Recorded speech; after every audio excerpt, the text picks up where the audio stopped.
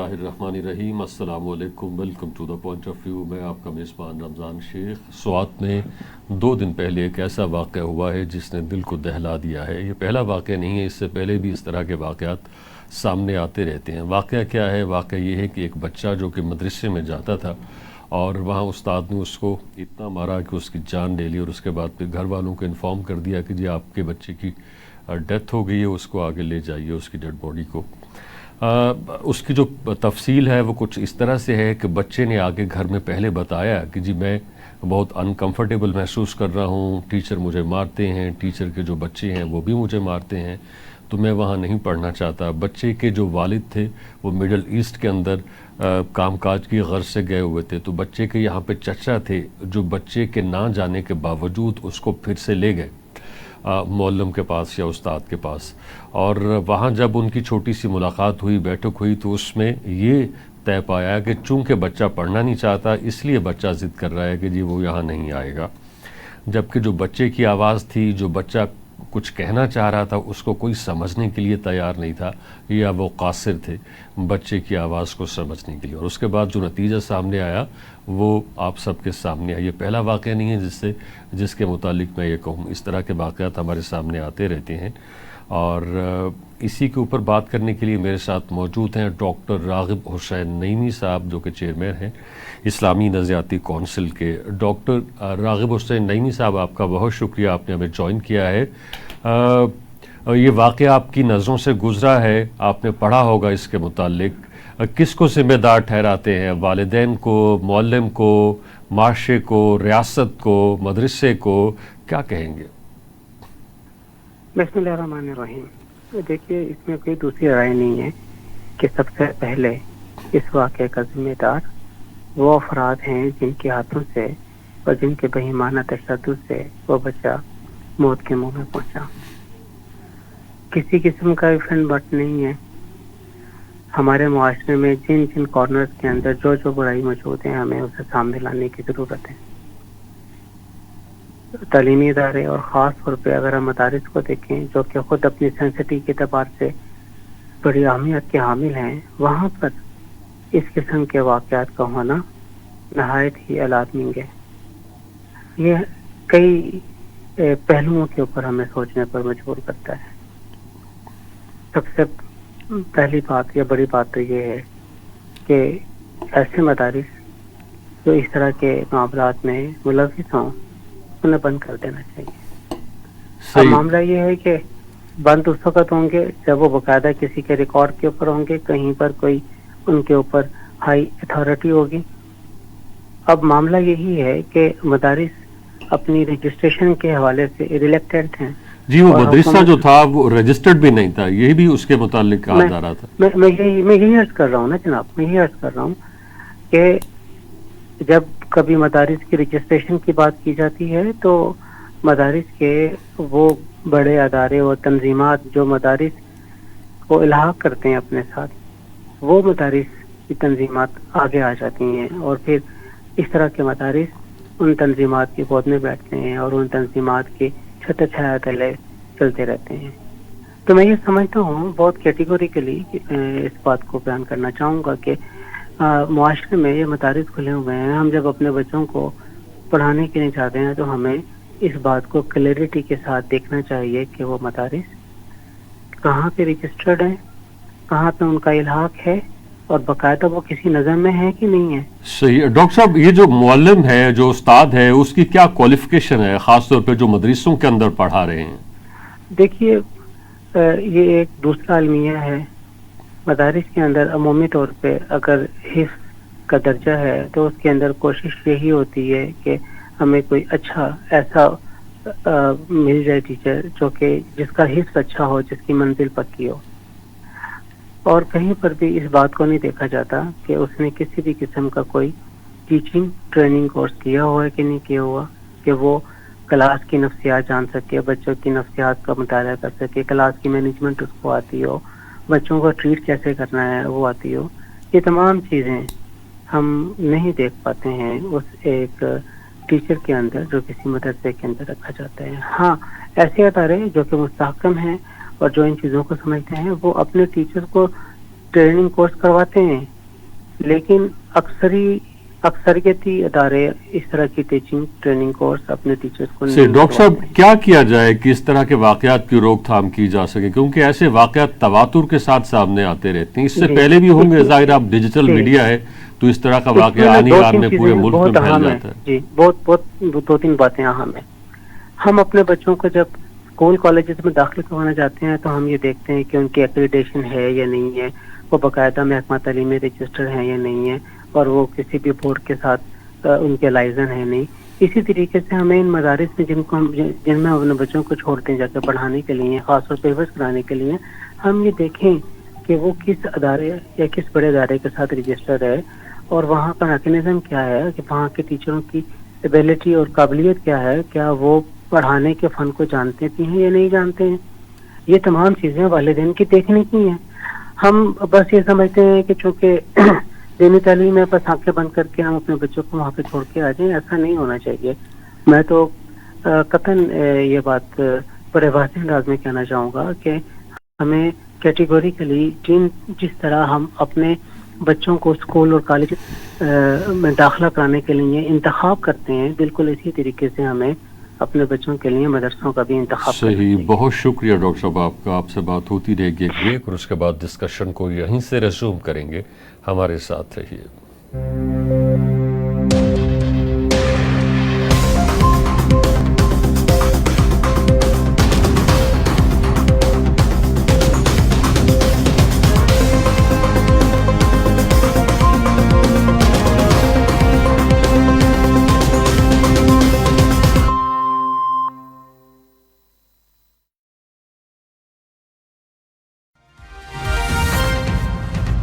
TV today खबर सबसे पहले।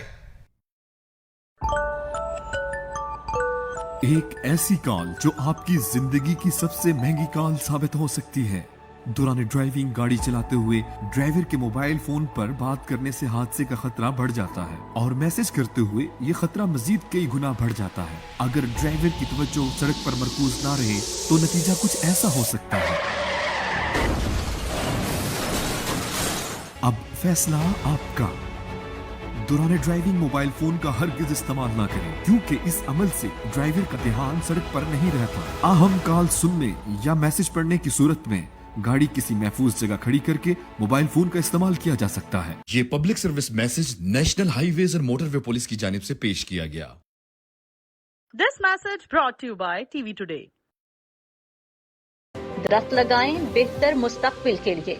हर शख्स एक दरख्त लगाए, वरना माहौलियाती आलूदगी की तबाहकारियों पर काबू पाना मुश्किल है। दरख्त लगाएं अपने लिए, अपने मुस्तकबिल के लिए। बिस्मिल्लाहिर्रहमानिर्रहीम जी, टीवी टुडे ने शुरू किया है इस मौसम के अंदर दरख्त लगाना। आप समझते हैं कि क्लाइमेट चेंज एक बहुत बड़ी एम्बिट है जिसे हमने एड्रेस करना है। स्मॉग से हम सब तंग हैं, और हम भी स्कूल्स में इनके साथ मिलके इसी तरह का एक सिमिलर चीफ मिनिस्टर का इनिशिएटिव ला रहे हैं, ईच वन प्लांट वन। तो मैं ये समझता हूँ कि हर टीवी चैनल को, हर पाकिस्तान की एमएनसी को, हर इंडस्ट्री को, हर स्कूल कॉलेज को, इवन हॉस्पिटल्स को, they should plant those trees, monitor those trees, grow those trees for a healthier Pakistan, so our kids can breathe fresh air and they don't have to deal with smog. Thank you very much.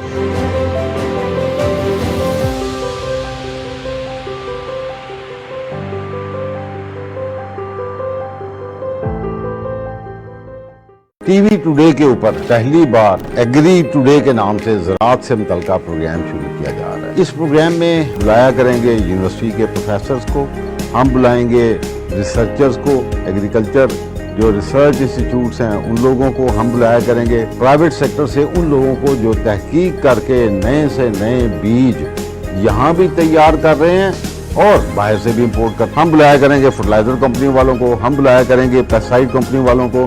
हर बदलते मौसम के साथ फसलात की सूरत हाल भी तब्दील होती है। हमें ज़राअत से मुतल्लिक एग्री टुडे करना होगा।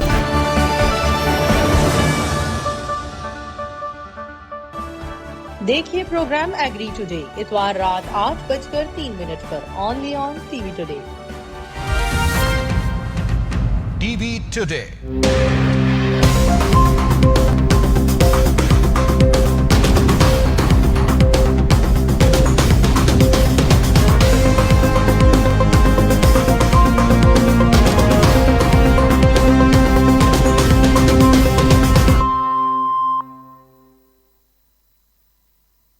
Welcome back. ہمارے ساتھ موجود ہیں ڈاکٹر صلاح الدین ایوبی صاحب اور خالد منصور آفریدی صاحب. ڈاکٹر صلاح الدین صاحب، آپ نے ابھی گفتگو سنی ہے جو ہمارے ساتھ ڈاکٹر راغب حسین نعیمی صاحب موجود تھے.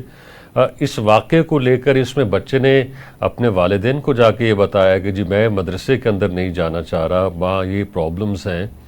بٹ والدین جو تھے یا ان کے جو بھی چچا تھے انہوں نے بچے کی بات کو نہیں سمجھا. والدین کی کیا ذمہ داری ہے کہ جب بچہ گھر میں آ کے انفارم کرے، بتلائے کچھ کہ میں کہیں پہ انکمفرٹیبل ہوں، میرے لیے کچھ سازگار نہیں ہے، تو والدین اس کی بات کو سنیں، نہ کہ اس کو رد کریں اور وہی کچھ کریں جو وہ خود سوچتے ہیں یا پھر جو معلم سوچ رہا ہے. اس سے تو وہ اپنے بچے کی جو آواز ہے اسی کو دبا رہے ہیں. تو والدین کی کیا ذمہ داری ہے اس طرح کی صورتحال کے اندر، ایون اسکول جاتے ہوئے بھی؟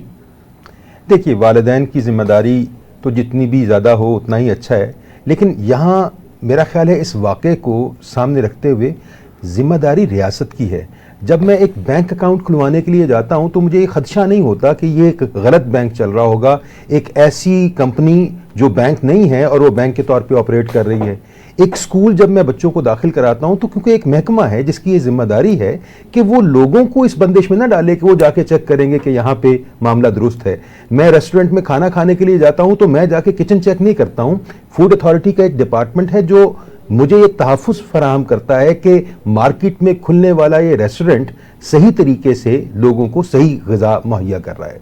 یہ جو رجسٹریشن کا معاملہ ہے، اب جس طرح ڈاکٹر صاحب نے ذکر بھی کیا کہ یہ ان رجسٹرڈ مدرسہ تھا. اب وہ جو رجسٹرڈ مدارس ہیں وہ ذمہ داری لینے کو تیار نہیں ہے کہ ان رجسٹرڈ مدرسے کو وہ خود آئیڈینٹیفائی کر کے اس کو ختم کریں گے. اور اگر سرکار یہ فیصلہ کرے گی کہ کون سا رجسٹرڈ اور کون سا ان رجسٹرڈ مدرسہ ہے تو اس کو ایک رجسٹرڈ مدرسے کے اندر بھی رسائی حاصل ہوگی نا. یہاں آ کے ہمارے وفاق المدارس اور دیگر تنظیمات جو ہیں ان کے تحفظات آ جاتے ہیں، ان کے درست تحفظات بھی ہوں گے، لیکن اس واقعے کا سب سے زیادہ نقصان ان اچھے مدارس کو ہے جن کے ہاں معلمین کا طرز تدریس بہت بہتر ہے اور وہاں صرف تعلیمی قابلیت نہیں بلکہ تدریسی قابلیت کو بھی مد نظر رکھا جائے. محض ایک شخص جو کہ حفظ کر چکا ہے ضروری نہیں ہے کہ وہ حفظ کی تدریس کے معاملات کو بھی سمجھتا ہے. تو میرا خیال ہے اس کے اندر تمام لوگوں، جس میں مدارس بھی شامل ہیں، جس کے اندر وکلاء تنظیمیں شامل ہیں، جس کے اندر ہمارے جو سول سوسائٹی کے ادارے ہیں وہ شامل ہیں، ان سب کو شامل ہو کے ایک ایسا کنسنسس پیدا کرنا ہے جس میں ہمیں قائل کرنے کی ضرورت ہے ہماری مذہبی تنظیمات کو جو اس کے جو ہی معاملات آگے بڑھتے ہیں تو ان کی خدشات پیدا ہو جاتے ہیں کہ دیکھیے اس قسم کے واقعات کا سب سے زیادہ نقصان ان اچھے مدارس کو ہوتا ہے جو اچھا بھلا کام کر رہے ہیں اور لوگوں کو ایک واقعے کے نتیجے میں تمام مدارس کے اوپر شکوک و شبہات ہو جاتے ہیں. تو امید ہے کہ یہ واقعہ اگر پہلا نہیں ہے تو کم از کم آخری ہم اس کو بنا سکیں. خالد منصور صاحب، آپ خیبر پختونخوا کے اندر موجود ہیں، وہاں مدارس کی تعداد بہت زیادہ ہے کیونکہ مدرسہ کلچر وہاں بہت تیزی سے پنپا ہے، خاص طور پہ تبلیغی جماعت کی وجہ سے یا پھر باقی جو مذہبی جماعتیں ہیں وہ اس کلچر کو سپورٹ کرتی ہیں. تو باقی جو مدارس ہیں ان کی کیا صورتحال ہے؟ رجسٹرڈ مدارس کتنے ہیں یا نان رجسٹرڈ مدارس جو ہیں وہ بہت زیادہ تعداد میں کام کر رہے ہیں؟ کوئی ریگولیشنز ہیں ان کو کنٹرول کرنے کے حوالے سے، یا پھر جس کا دل چاہا اس نے مدرسہ بنا لیا اور اس کے بعد پھر نت نئی کہانیاں اور بچوں کے اوپر اس طرح سے ظلم و ستم جس طرح کے ہمیں سننے کو دیکھنے کو مل رہا ہے؟ جی شکریہ رمضان صاحب. ایکچولی جو آپ نے کہا اس کے دو پہلو ہیں یہ جو واقعہ ہوا ہے. ایک تو جو پہلے آپ نے ذکر کیا کہ جو مدارس کی رجسٹریشن ہے اور جس طرح خاص کر خیبر پختونخوا میں دڑا دڑ مدارس کھلے ہیں، خاص کر افغان جہاد کے بعد کافی، مطلب آپ کسی بھی گاؤں میں چلے جائیں تو جس کی مرضی ہو وہ ایک چندہ شروع کر دے اور 2-3 اساتذہ اپنے ساتھ رکھ لے اور مدرسہ کھول لے، اور وہاں پہ کافی ایکسپلائٹیشن ہوتی ہے، بچوں کی بھی ہوتی ہے. اچھا، یہ مدارس کی حد تک ہم اس کو صرف نہیں رکھ سکتے. آپ سرکاری اسکولوں اور کالجوں میں جائیں وہاں بھی بچوں میں تشدد ہوتا ہے. میرے خیال سے ریاست کی تو اس میں ذمہ داری ہے کہ وہ مدارس کو چیک کرے، کنٹرول کرے، اسکروٹنی کرے. غیر تصدیق شدہ یا غیر رجسٹر شدہ مدارس کی تعداد KPK میں بہت زیادہ، لیکن سب سے پہلے جو معاشرے کی رسپانسبلٹی ہے اس کو پہلے تو ہی نہیں کر سکتی کوئی بھی معاشرہ. حکومت تو اپنی رسپانسبلٹی ہے، لیکن معاشرے کے کنٹریبیوشن کے بغیر کوئی بھی سدھار نہیں آ سکتا، اور یہ ہم نے مغرب میں بھی دیکھ لیا اور جتنے ترقی یافتہ. سب سے پہلے جو اشد ضرورت ہے وہ ہے بچوں، یعنی خاص کر باپ اور بیٹا اور یا ماں اور بیٹی، یعنی بچوں اور والدین کے درمیان ایک ڈائلاگ کی ضرورت ہے، جو کہ پاکستان میں تقریباً نہ ہونے کے برابر ہے. بڑے شہروں میں تو جو ایلیٹ کلاس ہے یا جو خاص مخصوص جگہ وہاں تو ہوگی، لیکن بالعموم پاکستان میں یہ ڈائلاگ کا آغاز ہی نہیں ہوا ہے. مغرب میں آپ جائیں تو خیر حاصل ڈائلاگ کا آغاز ہوا ہے. جو بھی بچے کے ساتھ کوئی واقعہ پیش آتا ہے وہ فوراً ماں باپ کو کہتے ہیں. لیکن آپ نے خود بتایا کتنی عجیب بات ہے، ظلم کی بات ہے کہ باپ باہر گیا ہے مڈل ایسٹ اور اس کو چچا کے سپرد کر دیا. تو چچا تو ظاہر ہے وہ پرورش نہیں کر سکتا جو باپ کر سکتا ہے. تو ہمیں پہلے یہ ہے کہ ماں باپ اور بچوں کے درمیان ڈائلاگ کا آغاز کرنا چاہیے، جو کہ بڑے ممالک میں ہو چکا ہے. ابھی تک جو ڈسکشن ہوئی ہے مدارس کے حوالے سے اور خاص طور پہ اس بچے کی ہلاکت کے حوالے سے، اس کا خلاصہ یہی ہے کہ والدین اور بچوں کے درمیان ڈائلاگس ہونے چاہیے. والدین کو بچے جو بھی بتاتے ہیں، والدین کو بچوں کی آواز کے اوپر کان دھرنے چاہیے. بچے آخر جھوٹ کیوں بولیں گے؟ اور بچے تو ظاہر ہے کہ ہر لمحہ کچھ نہ کچھ سیکھنا چاہتے ہیں. ایک اور موضوع جس کے اوپر بات کرنے کے لیے ہم ابھی جا رہے ہیں، وہ آپ لوگ جانتے ہیں کہ پہلگام کے واقعے کو تقریباً 3 ماہ ہو گئے ہیں، اور اس کے بعد پر انڈیا پاکستان وارفیئر، اور اپنے ملک کے اندر مودی کو اس وقت ان کے جو اپوزیشن پارٹی ہے کانگریس، اس کی طرف سے شدید تنقید کا سامنا ہے، اور خاص طور پہ اس واقعے کی جانچ کے حوالے سے کہ آپ نے واقعے کو جانچا نہیں، تحقیقات نہیں کروائیں، انویسٹیگیشنز نہیں ہوئیں، آپ نے پاکستان کے ذمے وہ واقعہ لگا دیا. اور اب سابق وزیر داخلہ رہے ہیں چدمبرم، وہ کہہ رہے ہیں کہ یہ جو پہلگام کا واقعہ ہے اس کے اندر پاکستان ملوث نہیں ہے، اس کے اندر جو بھی لوگ ملوث تھے وہ تمام کے تمام بھارتی تھے. اور اسی کے اوپر بات کریں گے. ڈاکٹر صلاح الدین صاحب، بھارت کی جو اپوزیشن پارٹی ہے، ایون بھارت کے اندر جو لبرل آوازیں ہیں وہ اب خاصی توانا ہو گئی ہیں، اور مودی کو بہت ٹف ٹائم مل رہا ہے کہ آپ کے پاس تو ثبوت ہی کوئی نہیں ہے. 3 مہینے ہو گئے ہیں پہلگام واقعے کو ہو گئے، اور آپ ابھی تک اس واقعے کی نہ جانچ کروا سکے، نہ کوئی بندہ سامنے لا سکے جس سے کہ یہ ظاہر ہو کہ واقعہ پاکستان نے کروایا تھا. جو ریسنٹ سٹیٹمنٹ ہے بھارت کے سابق وزیر داخلہ چدمبرم کی کہ اس کے اندر کوئی پاکستانی ملوث نہیں ہے، سارے کے سارے بھارتی اس کے اندر ملوث ہیں، آپ اس ڈیولپمنٹ کو کس طرح سے دیکھتے ہیں؟ اس ڈیولپمنٹ کو میں بہت بڑی ڈیولپمنٹ نہیں یہ سمجھتا ہوں، کیونکہ یہ جو انٹرنل ان فائٹ ہوتی ہے نا پولیٹیکل پارٹیز کی، وہ موسم کے ساتھ بدلتی ہے. آج چدمبرم جو کہ کانگریس سے تعلق رکھتے ہیں، کانگریس نے دیکھا کہ نریندر مودی کمزور ہو رہے ہیں تو وہ ہر وہ موقع تلاش کریں گے جس میں ان کو کمزور کریں. پاکستان کے لیے خوشخبری یہ ہے کہ وہ جو کمزور بیانیہ تھا ہندوستان کی حکومت کا، وہ کمزور بیانیہ باہر کے ساتھ ساتھ اندر بھی وہ غیر مقبول ہو رہا ہے، اور یہ ہمارے لیے طمانینت کا باعث ہے. لیکن ہمیں اس پہ تکیہ نہیں کرنا ہوگا. یہ جو ظاہر ہے پاکستان کو جب کوئی بیرونی خطرہ سامنے آئے گا تو پوری قوم متحد ہو جاتی ہے. ہمیں یہ توقع نہیں رکھنی چاہیے کہ چونکہ ہندوستان کے اندر 2 پولیٹیکل پارٹیز اپنے پولیٹیکل ڈائنامکس کی وجہ سے ایک دوسرے کے اوپر بات کر رہے ہیں.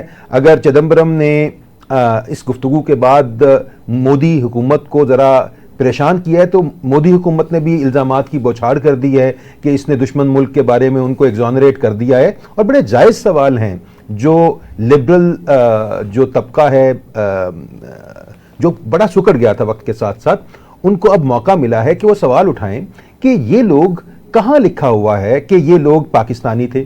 محض اعلان کر دینے سے معاملات تو نہیں آگے بڑھتے ہیں، اور پورے خطے کو آپ نے ایک جنگ کے اندر دھکیل دیا ہے. اور پاکستان کی خوش بختی یہ ہے کہ بھارت کا وہ بیانیہ جو وہ خطے میں بھی اور بین الاقوامی طور پہ بھی بیچتا تھا، اب کے بار اس کو اس میں کامیابی نہیں ہو رہی. نہ تو یورپینز اس میں انٹرسٹڈ ہیں کہ بھارت کے اس جو ایک پہلوانی کا دعوے دار بنتا ہے کہ ہم محض کہہ دیں گے اور سب مان لیں گے تو مان نہیں رہے ہیں. نہ صرف یہ کہ باہر نہیں مان رہے ہیں بلکہ ان کے اپنے ملک میں بھی نہیں مان رہے ہیں.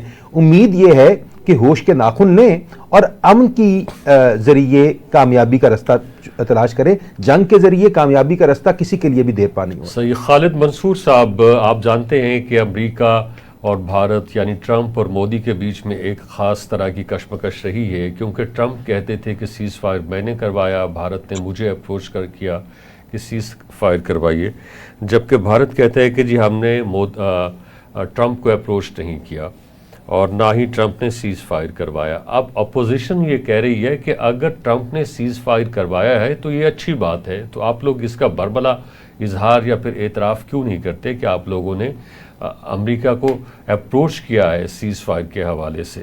وہی سوالات جو کہ ادھر اٹھائے جا رہے ہیں، وہی سوالات جو پوری دنیا اٹھا رہی ہے، اور وہی سوالات اور وہی کچھ جو کہ ٹرمپ کہہ رہے ہیں اب ان کی اپوزیشن اور اندر کے لوگ کہہ رہے ہیں، جس طرح سے ابھی ڈاکٹر صلاح الدین صاحب کہہ رہے تھے. جی ہاں، ایکچولی اگر اپوزیشن کانگریس تو کہہ رہی ہے کہ یہ ایک اچھی بات ہے کہ آپ مان لیں کہ اگر ٹرمپ نے سیز فائر کرایا ہے، لیکن حکومت وہاں کی کبھی بھی نہیں مانی. وہ اس کی وجہ یہ ہے کہ 75 سالوں سے انڈیا نے ایک نان الائنمنٹ پوزیشن دنیا میں رکھی ہے، اور وہ یہ ہے کہ ہم کسی کے کہنے پہ تھرڈ پارٹی پہ اپنی پالیسی ڈیسائیڈ نہیں کرتے.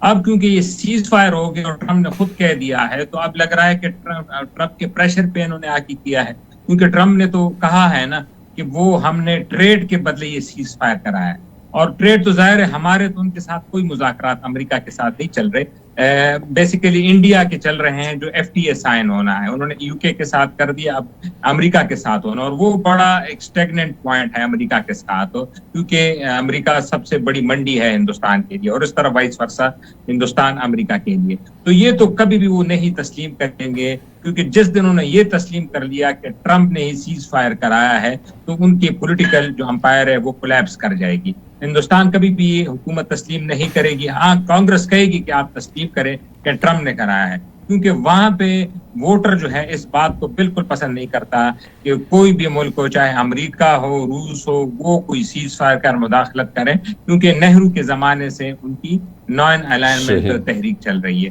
وہ تو اپنی جگہ پہ قائم ہے حکومت کی، ہم نے نہیں کیا. لیکن جو حقیقت ہے وہ ٹرمپ بھی کہہ رہے ہیں، وہ تو انہوں نے سیز فائر کرایا ہے. جی ڈی وینس کا بھی بیان آیا ہے، لیکن جو سیز فائر کرایا ہے وہ اسی ٹریڈ کے لالچ میں آ کے انہوں نے سیز فائر کر دیا. اب ان کو انٹرنلی مسائل پڑ گئے ہیں بی جے پی اور مودی حکومت کو، کیونکہ کانگریس نے ان کو آڑے ہاتھے ہوئے لیا ہے، اور ان کو جو پارلیمنٹ سیشن بھی، جو مونسون پارلیمنٹ سیشن ہے، وہاں بھی شروع ہو گیا. اور عجیب بات یہ ہے کہ آج جو ان کا آپریشن سندور ہے اس پہ ڈسکشن ہونی تھی، اس سے 2 گھنٹے پہلے ہی خبر آ گئی کہ کشمیر میں 3 کشمیریوں کو انہوں نے شہید کر دیا، اور ان کا نام انہوں نے یہ دے دیا کہ یہ وہی پہلگام والے ملیٹنٹ تھے جو انہوں نے مار دیے، جو کہ پاکستان سے آئے ہوئے.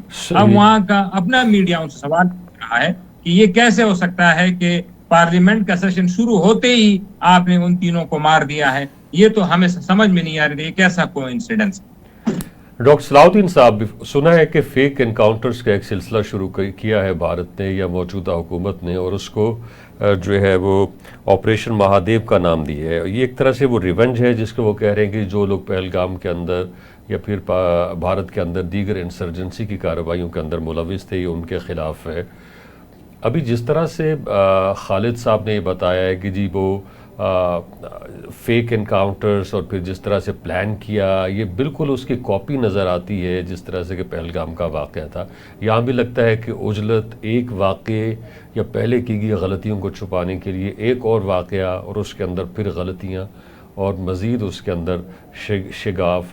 تو یہ کس طرف آپ کو جاتا دکھائی دیتا ہے؟ لگتا ہے کہ وہاں کی جو مائنورٹیز ہیں، خاص طور پر جو مسلم ہیں، ان کے اوپر پھر سے برا وقت آیا جاتا ہے، اگرچہ وہ پہلے سے چل رہا ہے جب سے مودی حکومت وہاں موجود ہے. میرا خیال اگر ہم اس کو ذرا پلٹ کے دیکھیں تو اسی بات کو یوں بھی دیکھا جا سکتا ہے کہ شاید ان کا مشکل وقت کم ہونے کی طرف بڑھ رہا ہے، بیکاز جب ظلم ایک خاص حد سے بڑھ جاتا ہے تو اس کا بحال رہنا مشکل ہو جاتا ہے. یہ جو آوازیں ابھی مودی جی کے خلاف اٹھ رہی ہیں، مجھے تو توقع ہے کہ آئندہ ظاہر ہے اگلے الیکشن میں نریندر مودی بی جے پی کی قیادت نہیں کر رہے ہوں گے، تو بی جے پی کو الیکشن لڑنا ہے تو بی جے پی کو کوئی شوق نہیں ہوگا کہ نریندر مودی کو اسی طرح کھل کھیلنے کی اجازت دے اور اپنا اگلا الیکشن جن ریاستوں میں ان کی حکومت کے امکانات ہیں ان ریاستوں میں بھی حکومت جاتی رہے. فیڈرل گورنمنٹ میں تو شاید ویسے ہی امکانات کم نظر آ رہے ہیں. تو اس دقت کے اندر ایک گنجائش بھی نظر آتی ہے. دوسرا یہ جو آپ نے ذکر کیا بالکل درست کہ ایک طرح کی انگزائٹی نظر آتی ہے حکومتی حلقوں میں کہ ان کو جلد از جلد کچھ ایسا ثبوت پیش کرنا ہے کہ ان کی کریڈیبلٹی کے اوپر جو سوال اٹھ گئے ہیں. دقت یہ ہے کہ اس کریڈیبلٹی کی بحالی کے لیے جو طریقہ اختیار کیا گیا ہے وہ اتنا بودا ہے. اگر آپ ان کی پریس کانفرنسز سنیں جو خبریں آ رہی ہیں یوں بیان کر رہے ہیں کہ یہ شخص ملا ہے, اس شخص کا یہ نام ہے, یہ شخص وہاں سے آیا ہے, یہ یہاں گیا ہے. عجیب و غریب قسم کی باتیں ہیں. کچھ اسلحہ جو روسی ساخت کا اسلحہ ہے, کچھ جو فون ملا ہے جو کہ چینی ساخت کا فون ہے. یوں جس طرح بیٹھ کے کسی نے کاغذ پہ ایک ایسی الف لیلا بنائی ہے جس کے نتیجے میں ان کو یہ توقع ہے کہ دنیا مان جائے گی. یہ غلط فہمی اشارہ کر رہی ہے کہ کتنی انگزائٹی ہے ان کے پاس کہ بغیر کسی ریشنلٹی کے وہ ایسی توقعات کا پہاڑ کھڑا کر رہے ہیں جس کے سہارے کچھ وقت تو گزر گیا, لیکن لگتا یہ ہے کہ ان تمام حرکتوں کے نتیجے میں وہ جو ایک غلط سمت میں ہندوستان روانہ ہو گیا تھا وہ جنگوازم اب شاید کم ہوگا. اگرچہ دقت بہت زیادہ ہے لیکن امید ہے کہ اس پاگل پن کے نتیجے میں اس پاگل پن کا زوال بھی شروع ہو جائے گا. صحیح. خالد منصور صاحب, ابھی آپ کو معاملات کس طرف جاتے دکھائی دیتے ہیں انڈیا پاکستان تعلقات کے حوالے سے, اور خاص طور پہ سیز فائر کے بعد؟ اشراق ڈار صاحب ابھی یونائٹڈ نیشنز کے اندر موجود تھے, وہاں بھی انہوں نے کہا کہ جی ہم بات چیت کے لیے تیار ہیں اور ہمیں اس بات کے اوپر بھی کوئی اعتراض نہیں ہے کہ اگر کوئی تیسرا ملک ہم دونوں کے بیچ میں ثالثی کا کردار ادا کرتا ہے. یہ سب باتیں اپنی جگہ, پاکستان کا کھلا دل اور کھلا دامن اور بڑھے ہوئے ہاتھ کہ جی ٹھیک ہے آئیے بیٹھیے مذاکرات کیجیے بات کیجیے, مگر دوسری طرف سے ہم دیکھتے ہیں اور ہمیں یوں محسوس ہوتا ہے کہ جیسے کسی اور حملے کی تیاری ہو رہی ہے, جیسے وہ وقتی سیز فائر ہے, جیسے ابھی کچھ ہوا چاہتا ہے آنے والے لمحے میں. آپ کس طرح سے ویو کرتے ہیں ساری صورتحال کو؟ جی, دوسرا حملہ تو نہیں ہوگا, اگر ہوگا بھی تو اس کا انہوں نے دیکھ لیا ایک منہ توڑ جواب دیا جائے گا. اور جس طرح حالات آپ کہہ رہے ہیں تو وہ جیو اسٹریٹجک میں بھی چینجز آ رہے ہیں. جس طرح آپ نے کہا نا کہ ٹرمپ اور مودی کے تعلقات میں جس طرح دوری آ رہی ہے تو اس کا مطلب ہے کہ ہندوستان اور امریکہ کے درمیان تعلقات میں دوری آ رہی ہے. لیکن آپ دوسری طرف دیکھیں کہ چین اور ہندوستان آہستہ آہستہ پھر دوبارہ قریب ہوتے جا رہے ہیں. ہندوستان کے وزیر دفاع ابھی بیجنگ گئے تھے, پھر اس کے بعد وزیر خارجہ گئے ہیں, پھر ان کے بعد جو چائنیز ٹورسٹ تھے ان پہ 2020 گلوان کی جو ان کی لڑائی ہوئی تھی 2020 پہ لے کے اب تک پابندی تھی, وہ بھی ہندوستان نے ان کے ٹورسٹوں پہ آج بھی سے کھول دی ہے کہ چائنیز ٹورسٹ ہندوستان آ سکتے ہیں. اور تجارت میں بھی کافی چیزیں کھل گئی ہیں. اور اب جو بات ہو رہی ہے وہ چائنا, انڈیا اور رشیا جو RIC کہتے ہیں اس کی بحالی کی طرف لگ رہا ہے اقدامات ہو رہے ہیں. تو جو امریکہ بلاک ہے اس یورپ کو, ویسٹ کو, وہ ایک طرف آپ کو نظر ہوا آ رہا ہے, اور جو چائنیز اور رشین بلاک ہے وہ آپ کو دوسری طرف ہوتا جا رہا ہے. تو مجھے لگ رہا ہے کہ پاکستان اور ہندوستان کی تعلقات کی بحالی میں امریکہ تو کوئی کردار ادا نہیں کر پائے گا. مجھے لگ رہا ہے کہ چین اور روس ہی یہ تعلقات بہتر کر پائیں گے, کیونکہ جو کیمپ اور جو کہ گلوبل اسٹریٹجی بن رہی ہے, جو گروپنگ ہو رہی ہے, وہ تو اسی طرف اشارے ہو رہے ہیں. امریکہ سے جو جب تک ٹرمپ ہے تو امریکہ سے ہندوستان کی دوری تو ثابت ہو رہی ہے, وہ کلوزنس نہیں رہی. ڈاکٹر صلاح الدین صاحب, آپ کیا نہیں سمجھتے کہ جس طرح سے وقت گزر رہا ہے اور انڈیا پاکستان وارفیئر کے بعد جس طرح سے بھارت کو ہزیمت کا سامنا تھا, اب وہ والی جو صورتحال ہے وہ ڈائلیوٹ ہو رہی ہے, اس کا اثر کہیں کم ہو رہا ہے؟ کیونکہ آپ دیکھیے جس طرح سے وقت آگے بڑھ رہا ہے, انڈیا نے پھر سے چین کو اپروچ کرنا شروع کر دیا ہے. ان کے کچھ لوگوں نے چین کا وزٹ کیا ہے, اور پھر جس طرح سے کچھ تجارتی معاملات آگے بڑھ رہے ہیں, اور پھر وہ اپنی کچھ چیزیں بہتر کر رہا ہے, اپنے آپ معاملات کو سیدھا کر رہا ہے باقی تمام ممالک کے ساتھ. اور پھر جس طرح سے انڈیا پاکستان وارفیئر کے بعد اس کے اوپر دباؤ تھا, اب اس میں بھی کمی آئی ہے. اب وہ پہلے والی صورتحال نہیں ہے, جیسے چیزیں نارملائزیشن کی طرف بڑھ رہی ہیں, اور اس کا نقصان جو ہے وہ پاکستان کو ہو رہا ہے. دیکھیے, وہ کہتے ہیں جب میاں بیوی راضی تو کیا کرے گا قاضی. اب ہمارے ہاں یہ جو ہندوستان پاکستان کے معاملات ہیں ان کو عجیب بے بسی کا عالم ہے کہ ساری دنیا ان کو ٹھیک کرنے کے حوالے سے توقعات لیے بیٹھی ہے، اور ان دو ملکوں کے اندر دیکھیے جنگ کرنا اور لڑنا بہت آسان کام ہے، ذرا سی چیز میں بات آگے بڑھ جاتی ہے۔ میں تو ہمیشہ یہ چاہوں گا کہ ہمارے ہندوستان کے ساتھ اچھے تعلقات ہوں، لیکن وہ کسی کمزوری کے تحت شروع نہیں ہونے چاہیے۔ ظاہر ہے ہندوستان اگر اس رویے کے ساتھ ان تعلقات کی بحالی چاہتا ہے تو قطعاً کسی بھی پرہمیت قوم کے لیے یہ رستہ نہیں ہے، لیکن بہرحال جنگ بھی وہ رستہ نہیں ہے۔ وہ جو ساحر صاحب نے کہا تھا جنگ تو خود ہی ایک مسئلہ ہے، جنگ کیا مسئلوں کا حل ہوگا، تو جنگ مسئلوں کا حل نہیں ہے۔ اگر ایک فریق حماقت پہ آمادہ ہے تو ہمیں اس کی حماقت کا حصے دار نہیں بننا ہے۔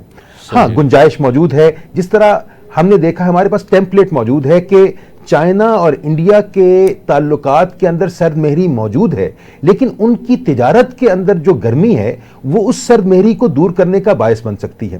ہمیشہ کہتے ہیں یہ بین الاقوامی تجارت بین الاقوامی معاملات اور تعلقات کے فروغ کی اساس بن سکتی ہے۔ ہماری دقت یہ ہے کہ ہماری بین الاقوامی تجارت کو بہت باہمی انڈیا اور پاکستان کی بہت مثالی صورتحال سے تو دوچار نہیں تھی، لیکن گزشتہ کئی سالوں سے وہ مسلسل سکڑتی چلی آ رہی ہے۔ اس سے ہندوستان کو اتنا بظاہر نقصان نہیں ہے، پاکستان اس نقصان کو برداشت کرنے پہ آمادہ ہے، لیکن یہ مستقبل کا حل نہیں ہے۔ مشکلات کو دور کرنے کے لیے میری امید یہی ہے کہ اس رجیم کے بعد معاملات صلاح الدین صاحب، خالد منصور آفریدی صاحب، انشاءاللہ آپ سے بات ہوتی رہی تھی۔ یہ تھا ہمارا پوائنٹ آف ویو۔ اپنے پوائنٹ آف ویو سے آگاہ کرنے کے لیے وزٹ کیجیے ہماری ویب سائٹ tvtoday.com۔